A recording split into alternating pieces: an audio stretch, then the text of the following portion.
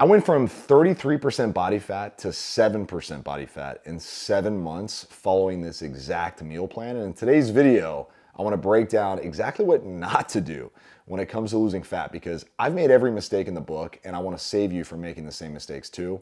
So let's just jump right into this crazy meal plan that I unfortunately followed for quite some time. What's up guys, Josiah Novak, thetruetransformation.com, where we help busy high achievers ultimately find true transformation and permanent fitness inside of our 3M system. We've been in business now for over 15 years. We've helped 7,500 plus people. I wrote a book called Diets Suck. And today we help well over 400 people each year ultimately find permanent lifestyle and body transformation using very, very healthy, sustainable, and enjoyable methods that don't require sacrificing family work or business time. So today I want to go back in time and talk about one of the craziest periods of my life where I lost a ton of weight and dropped a ton of body fat. I was like 33% body fat, went down to 7%, actually did multiple bodybuilding shows in the period of about 3 years, from 2007 to 2009. And back then, I really struggled to figure this whole fitness thing out. In 2006, I was 65 pounds overweight. I was a personal trainer and I kept telling everybody I was bulking up, but really what was going on was I was struggling. And I was struggling most importantly with my nutrition. But there are some things I was doing with my workouts and just my overall schedule with training that were leading to really poor eating habits. So today we're gonna break down exactly what not to do. And I'll of course mention some of the key things that I've changed that I think will help you a ton when it comes to mastering this whole thing called fat loss. So first things first, I was 65 pounds overweight. So I thought back then, because the resources that were at my disposal were mostly around bodybuilding, I thought I needed to do a bodybuilding show. That's what was gonna get me motivated. And honestly, I wasn't completely wrong. I didn't know what I was doing back then because I hadn't developed my coaching system, but I was setting a checkpoint and a big target to hit, right? I said, hey, the target I wanna hit is having abs all the time. I was a young guy. I was like, I wanna look and feel like an absolute stud, right? But I was overweight and I was depressed and I didn't know how to keep the weight off and I was really, really frustrated. So I set a checkpoint of, hey, I'm gonna do a bodybuilding show. And that was gonna keep me motivated. And honestly, really smart move to have something to keep you motivated. Bodybuilding show may not be the healthiest thing, but it was something to get me going. So I started dieting and I started doing cardio and I started going crazy. And I had a bodybuilding show in about 4 months. My routine was simply awful. I would wake up at 5 in the morning and I would do an hour of cardio. Okay, and this wasn't any like easy cardio. It was on a step mill. If you've never done the step mill, it gets really rough really fast. And I just remember, I guess I had the energy back then to do it. I don't think I could do this now, honestly. I mean, I guess I could if I had to, but it was just wake up, half awake, pop some caffeine pills, drive to the gym, which was 10 minutes away, walk in, be the first person in the door, and hit the step mill for 45 minutes to an hour. Now, what this immediately did was it sparked my appetite, right? Because number one, I wasn't sleeping great. I wasn't getting enough sleep because I was waking up really early. I was staying up late because I was trying to get my life together. So my sleep was thrown off. Then I would get up and I would do what amounted to like zone 2, zone 3 cardio, where I was getting my heart rate up pretty high and my body was stressed out. So my cortisol was through the roof. So then my appetite would immediately kick into high gear. But meal number one back then was always egg whites and oatmeal. I would come home, I would take a shower and I would cook up 2 cups of just straight egg whites and a bowl of about a cup of oatmeal. Super boring, super bland. But that was how I started my day. So then I would start my day, I would go work, I would do the things I needed to do, and I would have 4 packed meals that I would bring with me of 4 ounces of chicken and half a cup of rice with a little bit of green vegetables. So I would cook up, meal prep, all sorts of chicken. I would go to the store and just buy the huge frozen big bags and big bulky things of chicken. And I would cook them up twice a week. And then I would cook a pot of rice and a big sheet of vegetables. And I would just throw them in Tupperware containers. And it would take me like an hour twice a week to make all this food. And then I would just literally eat 4 meals of the same thing every 2 hours. So 4 ounces of chicken, half a cup of rice, and a little bit of green vegetables. Now, I must say that eventually, as I was getting ready for this bodybuilding show, there was a period of time where I started investing in a coach. And the first thing he did was he changed my meals. Now, I didn't change the number of meals, But instead of having carbs, he actually cut all my carbs. So my first meal no longer was 2 cups of egg whites and oatmeal. It was 3 eggs and a half a cup of egg whites. So super low calories, but I got a little bit of fats. And then my chicken meals went from being chicken and rice to being chicken and a spoon of peanut butter. No veggies. Now, truth be told, I probably started dipping into ketosis for a while. So I felt like my appetite went down a little bit, but dude, the calories were so low, right? So 4 to 5 ounces of chicken with a spoon of peanut butter, plus the egg whites and 3 eggs. By the time I got to dinner time, like I was starving, all right? And this is where my activity led to even worse appetite control. So at the end of my workday, I would go to the gym for my double split, right? So the morning was cardio, and then the evening was my lifting and more cardio. So I would go lift weights, running on fumes. Actually, my lifting sessions were a lot better when I had carbs in my nutrition plan. But as soon as the carbs got cut out, I really had to mentally prepare to go lift. I used to, take a pre-workout, and taking a pre-workout with, 300 milligrams of caffeine at 6 p.m. at night, awful, right? Because now your sleep is going to get even worse because your body's got all the caffeine in your system. You go lift for 45 minutes, then you do another 45 minutes of cardio on the step mill again. Then I would come home and I would have my last meal of the night, which was a protein shake in peanut butter. I believe at one point I was having a little bit of steak with the coach that I hired. So I would cook like a really lean steak. It was like a sirloin, probably 4 to 5 ounces. And I would have that with my protein shake and peanut butter. So I was going to bed super hungry. And I think the only thing that allowed me to fall asleep, because I had all that caffeine in my system, was knowing that I get to wake up and eat.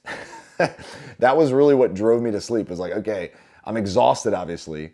I did two workouts, low calories, body is, cortisoled out. I'm freaking shot. I'm dropping weight like crazy though. So I was getting motivated because I'm like, dude, I'm actually going to get ripped. And I did. I got down to 7% body fat. Now that was my experience with my first bodybuilding show. Went from 245 down to 185. So dropped a ton of weight in a very short period of time. The next time I did a show, I gave myself more time. I gave myself about 7 months to get prepared. I had ballooned back up in weight after my first bodybuilding show. I had added back like 35 pounds almost within the first month. Because, as you can imagine, when you're on that low of calories and you're restricted all the time, you start to really have that like unhealthy relationship with food where you just want to eat everything possible. An apple looks good, right? So what I'll say here, and I'm just going to pause for a second, is that if you're watching this thinking, man, this sounds awful. It is. This is not how we coach people now. We do things completely opposite of this. We build sustainable, lifestyle-friendly programs. That's why I'm so passionate about the true transformation. If you're listening and watching this and thinking, man, this is crazy. It sounds like you've done some of the worst stuff. You're right, I have. So your next step is to learn our 3M system, which simplifies this whole thing and makes it super easy, super gamified, super simple and streamlined for you to follow. You can actually start today for free. You can go to the link in the description and you can download our 3M action plan to get started. You can start doing the things that will lead to a permanent and sustainable transformation. Things I wish I would have known back then and I just didn't, right? I was doing some of the right things, but didn't realize I didn't have to starve, didn't have to torture myself, didn't have to do 2 crazy sessions of cardio. Nowadays I lift, 3-4 days a week at the most, and I just walk a few times a day for 5, 10, 15 minutes here and there, and I eat foods I love. That's the most important thing. Like thinking about my meals every day, I'm like, man, I love this. I get to eat what I want in quantities that are, obviously controlled. I don't just go eat large pizzas and nachos whenever I want, but hey, if I want to have a pizza, I can. If I want to have a burger, I can. If I want to have ice cream, I totally can. Just got to learn how to fit it in your nutrition plan, and you can enjoy the finer things in life while looking and feeling incredible. So go check out that guide. So for my second bodybuilding show, we moved into a little bit more sustainable. I actually had more calories this time. I went back to having carbs in my diet. The only thing that was a little off was, every week I would have like a binge session. So I would go low calories, really pushing it. Double sessions of cardio were not as common. I think I did double sessions 1 or 2 days a week. The coach that I hired this time was a lot more in tune with, what's a little healthier. I wouldn't say they had fully figured it out, but they weren't slashing my calories. They weren't slashing my carbs. They were giving me more food, but still keeping my activity pretty high. The one thing they allowed was a cheat meal once a week. Now, back then we called it cheat meals, but it was a free-for-all. It was order a pizza, have some ice cream. It was supposed to be a mental break, but it turned into a pretty poor relationship with food for me, right? Where I was restrictive all week. I was eating the same foods, chicken, rice. I think the one thing that I may have switched around was I think I had bread, with my eggs. I think I was allowed to have like some sourdough toast. But I was still really restricted. So then the weekend would come, Saturday night, and it was like, okay, it's game on. Order a pizza, order some wings, order some ice cream. And I would eat until I got sick. And I remember back then even having like the binge and purge routine where I would eat too much and I'd have to like throw up. I know that sounds awful, but it was just the game that I thought had to be played back then. And unfortunately, for me, it just wasn't true. But I still learned so much, right? I actually got in great shape again for a bodybuilding show, but this time I was able to control my rebound a little bit better. I didn't balloon back up 35 pounds. I think I gained about 15 pounds after the show, which, looking back still wasn't exactly what I wanted to do. But at that point, I started to discover some of the things that I coach on today. Number one was flexible dieting, learning that, hey, as long as you hit your calories, your protein, your carbs, and your fats, you can still change your body, even if you're eating things that aren't deemed healthy or aren't perfect. You don't have to do double sessions of cardio. You can lift less and just get your key lifts in every single week, and you will change your body. Over time, this has evolved into something incredibly sustainable. There's still some rules of the game, that I would tell you now. Number one is movement. You need to be more active. Being sedentary is a recipe for gaining a ton of body fat and really struggling to lose it. Second thing is muscle.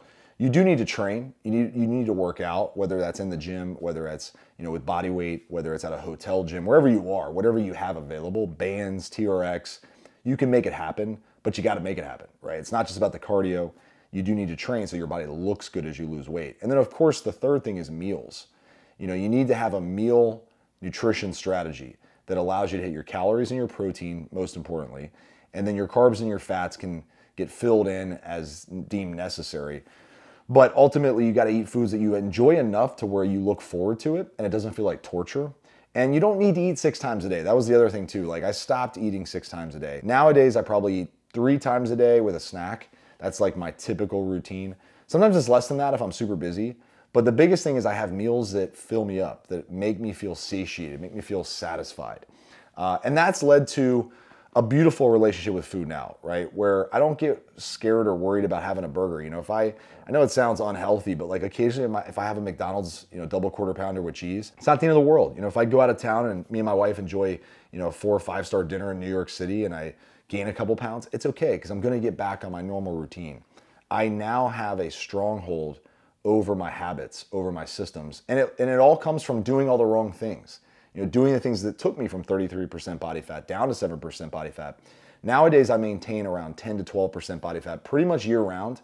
During the holidays, it might creep into the 13 to 14%, but I'll quickly reverse that back down to the range I want to be in, which is that 10 to 12%. And it's just a simple little tweak. Just eat a little less, move a little more. It's nothing extreme. And this is what I want to help you do too. This is why I make this stuff for you, is because if you're watching this and you're out there struggling and you're like, man, I feel like it's too late. I'm 50 years old, or I'm going to be 50, or I'm 45 with kids and I got all this stuff going on. Like, how am I going to transform with everything I have on my schedule? And I can promise you, I've worked with the busiest people on earth. I've worked with the people who run massive companies, who run hospitals, right? Who just have so much going on that nothing seems to work. And it's because you're trying to follow things that are built for someone who has more time, who doesn't care about something sustainable, that wants extreme, that wants overnight results.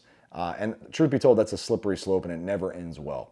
So I just want to say this as we wrap things up. First of all, if you made it this far, thank you for watching. Hope this one helped. If it did, just like the video, subscribe to the channel. Let me know in the comments, did this one help?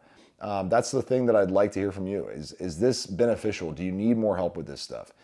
And if you do, there's a step right in front of you. Just go download the guide, check out our 3M system, schedule a consultation, fill out a quick survey. Let's see if we can map something specifically for you. Build a roadmap that is built for your unique lifestyle and needs. And I'll be back very soon with another video on similar topics to help you permanently transform your body and your life. My name is Josiah Novak, thetruetransformation.com. I'll talk to you in the next one. Peace.